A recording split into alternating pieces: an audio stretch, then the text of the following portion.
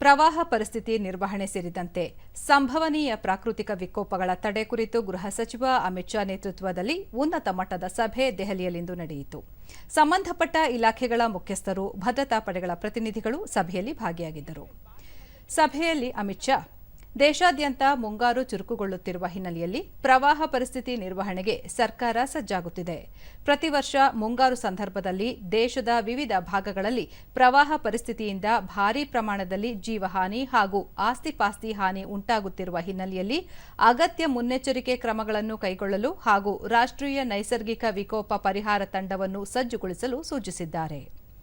ರಾಷ್ಟ್ರೀಯ ವಿಪತ್ತು ನಿರ್ವಹಣಾ ಪಡೆ ಎನ್ಡಿಎಂಎ ಕಾಲಕಾಲಕ್ಕೆ ನೀಡುವ ಸಲಹೆಗಳನ್ನು ಪಾಲಿಸುವಂತೆ ರಾಜ್ಯಗಳು ಮತ್ತು ಕೇಂದ್ರಾಡಳಿತ ಪ್ರದೇಶಗಳಿಗೆ ಸೂಚನೆ ನೀಡಿರುವ ಅವರು, ಸಂಭವಿಸಿದ ಪ್ರವಾಹದ ಬಗ್ಗೆ ವಿವರವಾದ ಅಧ್ಯಯನ ನಡೆಸಿ ಕೇಂದ್ರ ಗೃಹ ಸಚಿವಾಲಯಕ್ಕೆ ವರದಿ ಸಲ್ಲಿಸುವಂತೆಯೂ ಸಂಬಂಧಪಟ್ಟ ಸಂಸ್ಥೆಗಳಿಗೆ ನಿರ್ದೇಶಿಸಿದ್ದಾರೆ.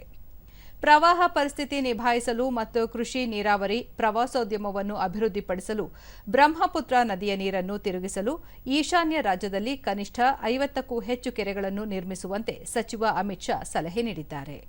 ಪ್ರವಾಹ ಮತ್ತು ನೀರಿನ ನಿರ್ವಹಣೆಗಾಗಿ ಭಾರತೀಯ ಬಾಹ್ಯಾಕಾಶ ಸಂಶೋಧನಾ ಸಂಸ್ಥೆ ಇಸ್ರೋ ಒದಗಿಸಿದ ಉಪಗ್ರಹ ಚಿತ್ರಣಗಳನ್ನು ಬಳಸಿಕೊಳ್ಳುವಂತೆಯೂ ಅವರು ಸೂಚಿಸಿದ್ದಾರೆ.